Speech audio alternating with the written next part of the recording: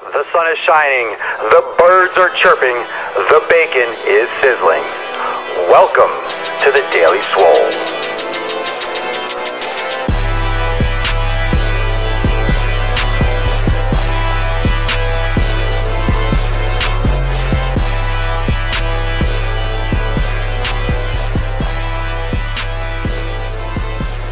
Welcome everyone to episode 113 of the Daily Mother Swole. Why do I have a microphone? Why are you bringing down the average IQ of my Periscope? I have a microphone to speak into. I'm just kidding. This is the real Thor. Now, welcome if you're new to the Periscope. If you're new to the Daily Swole, welcome, willkommen, come in, sit down, grab a piece of bacon, and enjoy. Today, talking about 6 steps, 6 ways that you can improve. I like how I put up 2 fingers. 6 steps, 6 ways that you can improve your bicep training where you can stimulate some more bicep growth. Number 1, let's jump right into it. Number 1, the resistance starts behind you. What that means is the humerus will start in an extended position. You could do an incline curl, lying back on a very slight incline. One of the problems is that a lot of people, when they do the incline curls, they put it back like really far, 60 degrees, 45 degrees. It really only needs to be about 80 degrees or so, maybe 75, in order to get a little bit of a different tension, because the bicep muscle actually originates from the scapula, not from the humerus. So because across the shoulder joint, if you start the arm further behind you, either with a cable or with a dumbbell lying back on an incline bench, you can increase the tension, the initial stretch. Chances are you'll be weaker in this position because a muscle, when it's overstretched, when it's longer than it is naturally at rest, it's going to be a lot less strong. So you probably have to drop the weight a little bit, but you'll get some great contraction. And even if you wanted to pull your arms forward a little bit as you curl up, you can try that, or keep them back behind you to get some different end range contraction, end range lengths. Number 2, the arm can start in a flex position. Now, what I mean by flex position, I don't mean bending the elbow. I mean your shoulder is in a flex position, meaning it's pulled up to the front, as in a preacher bench. So if you start hanging off or leaning forward, like on your stomach, on an incline bench, and do curls that way, or you can put your arm over an incline bench, or if you have a preacher curl bench machine at your gym, at your facility, you can start the bicep in a shorter starting position. So the actual starting length, whether the arm is behind you in an extended position or the arm is in front of you in a flex position, that's very important, and that can give you a little bit of a different stress on your bicep. Now, the basics really work. Barbell curls, even doing like an easy bar curl or just dumbbell curls straight up and down is fine, because flexing the elbows is just the basic movement of the bicep. So you don't have to go crazy, but these are ways where you can tweak things and stimulate some extra, muscle fiber action. So you're stimulating more neurons, you're stimulating more activity in the muscle fibers, in the myofibrils. Supination, neutral positions, or pronation. What that means is the wrist. So supination, think of it as like holding a cup of soup with your palm facing up. Neutral will be thumbs up, for example, just relaxing your arms down by your sides. Or pronation, turning your palms over. That's a pronated position. So you can start with your hands neutral and rotate, supinate on the way up, supinate your forearms, and that's actually part of the action of the biceps, because the bicep muscle inserts onto the radial tuberosity. Big fancy word for it pulls on the forearm, and as you flex and bend shorten the bicep muscle, the biceps brachii, it will turn the wrist over. That's why people stand with the weights like they're holding suitcases or grocery bags, and they turn their palms up, because that's a natural movement of the bicep. But you don't have to turn your palms up. You can keep your thumbs facing towards the ceiling like you're holding hammers, thus them being called hammer curls. You could actually keep your palms facing down and do pronated curls. Reverse curls are called, because normally curls are done palms up. So this will relate to the flexed elbow, but the final position and the total range of motion, lengthening and contracting of the bicep, will be different during these various ranges, these subtle differences. Of course, if your palms are facing down, it's more stress on your grip. It's going to be more stress on the brachialis, the brachioradialis. You feel a lot more in your forearms. You're going to have to drop the weight for reverse curl. So the weights might adjust And your strength is going to vary when you choose different positions, when you choose different starting positions. But it doesn't mean they work the bicep muscle less. It just means that there might be more stress on smaller ancillary muscle groups. So you have to drop the weight in order to accommodate weaker muscles. If you don't do those exercises often, you might just be weaker in general because it's a different stress and the muscle in the joint is working in a different way, in a different dynamic with different interaction and coordination. So understand this, adjust accordingly. But remember, because the elbow or curls are a single joint exercise, be careful with the overload. Be careful with how much stress you put on a new exercise, because the elbow is only one joint, obviously, but when you're doing single joint exercises, there's more risk of an overload. So be careful doing crazy amounts of stress, crazy amounts of new overload or new volume for a new exercise with a single joint. Alternating up and down, for example, if you want to turn on the way up, that's fine, number 4, or you can hammer up and then curl down and palms up on the way down instead of doing palms up and then turning them back down. So that's another way you can manipulate the supination, the neutral position, and the pronation.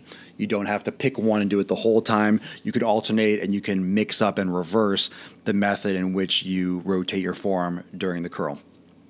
The rotation of the humerus, the internal or the external rotation of the humerus, that would mean if your hands are close to the body, let's say you toward the midline, you're curling close, or your arms rotate to the side, you're doing a wide curl.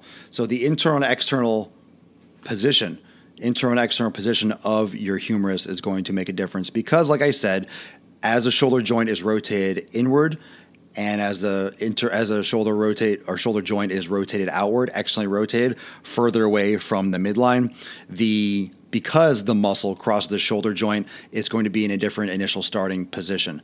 So that angle of pull, that angle of force is going to make a difference. So if you want to try something new, take the dumbbells, bring it close together, and curl with your hands close together. Or you can rotate, keeping your elbows close to the body. You can rotate your arms out to the side and curl wide, and that way you can get your external curls or a wide curl. And again, it's going to depend on your strength and your abilities and your, your body's, if your body's used to doing a wide curl, you might be less efficient when you first start doing it, but your strength will increase in the first couple weeks of trying that. Another one, number 6, would be talk about heavy weights. And I really want to talk about heavy weights with biceps because I think a lot of people are afraid to go heavy with arms.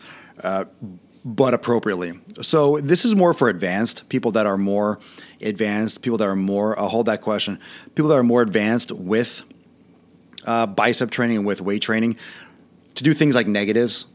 And because overloading a single joint can be dangerous if you're not used to it, if you're not strong enough, if you don't have that experience, that volume experience, you have to be careful doing super heavy. Problem is, with the way the lever system works with the elbow joint, with the biceps, if you go super heavy, let's say you have, just to throw out a huge number that's unrealistic, 200 pounds in front of the body, if you only weigh 190, you can't curl and stand up straight, you'll be pulled forward. So you have to lean back. So cheating, and people say cheat reps, not always. A little body movement is normal when you go super heavy with biceps because of the way the weight has to rotate around the elbow joint.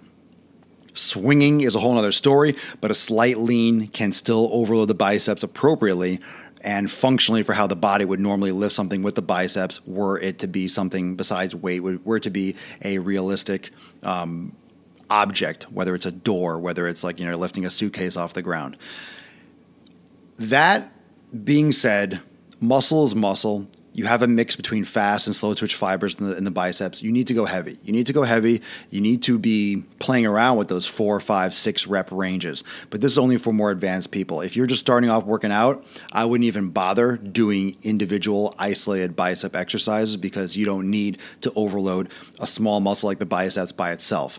If you're new to training, if you're new to this broadcast, if you haven't really worked out and you're like, oh, I want to do arms today, I haven't worked out in a long time, you're going to fuck yourself up if you just slam arms. You're gonna fuck yourself up. You have to focus on the big compound movements. You have to focus on things like rows, focus on things like pull-ups, focus on things like bench press and macro movements, multi-joint movements, because those will hit the triceps and the biceps, smaller ancillary assisting muscle groups with those macro movements. Okay, so you have to think on a macro scale. Think heavier weight as well, but think multi-joint, think basic movements. And then if you start playing around with individual exercises like tricep pushdowns or bicep curls, then start going with light volume. Don't do 12, 15 sets. Don't go super heavy. Don't go super hard to failure. If you're just starting out, start with multi-joint movements and start with higher reps and less sets to failure if you're new. And then once you're adapted to it, you're not getting sore and you can move forward. Just because if you rush too hard, you might get really sore. And if you don't get really sore, it could lead to things like tendonitis and inflammation of the tendons, because not only are you tearing when you work out, you're tearing muscle fibers, you're also fraying and tearing and damaging and inflaming tendons on a low level, which you might not feel. But if you're not used to it and you do this repeatedly over and over again without letting your body adapt to it, you can get excess inflammation and you get things like tendonitis, and then you're out for a longer period of time. And you might never fix it. You get scar tissue, blah, blah, blah, repetitive movement injuries, keeps on coming back years and years the rest of your life. Then you have arthritis, and then you fucking die. I'm just kidding. You're not going to die from that, but you'll die eventually. You're going to die from something. You're going to die. I'm going to die. We're all going to die. So let's end this podcast on a really fucking low note like that. All right? Happy fucking Saturday. We're all going to die from biceps tendonitis. Yeah? You like that? I'm just kidding. Those are 6 ways where you can change and tweak your bicep training. Think about these items when you plan your next exercise, when you plan your next routine. Make sure when you're starting off, like I said, go easy. If you're more advanced and you want to throw in something new, try one of those techniques like I explained. Try mixing up the movements. One thing I will say that I didn't plan on talking about that just popped into my head: make sure when you do your curls, you keep your fingertips pointing towards the ceiling.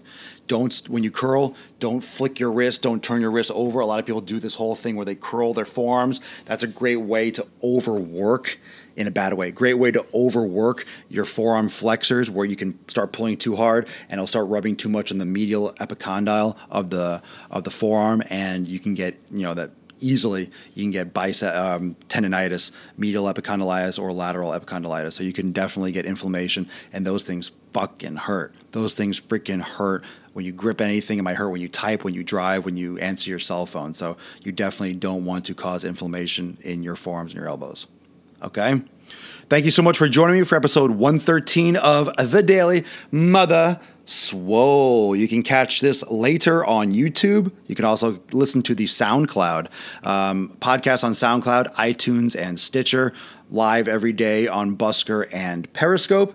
And you can also find me on Instagram, Facebook, my website, Snapchat, all over the place. Yes, I am huge. I am massive. No, I am not taking steroids. Yes, I work out often. Yes, I worked out for like about 14, 15 years. Yes, it's possible to get as big as me without steroids. Yes, it's a lot of hard work. And no, I'm not shaving my hair or my beard. I think that answers all the questions that anyone might have had while I was talking. Yes, I look like a caveman. No, I'm not Jesus. I'm better than Jesus because I'm real. I'll stay for a few minutes after and answer some more questions. I'm just fucking around. I will see you tomorrow, 12 noon Eastern Time, Sunday, for episode 114 of The Daily Mother Swole. Peace out. Enjoy the rest of your Saturday.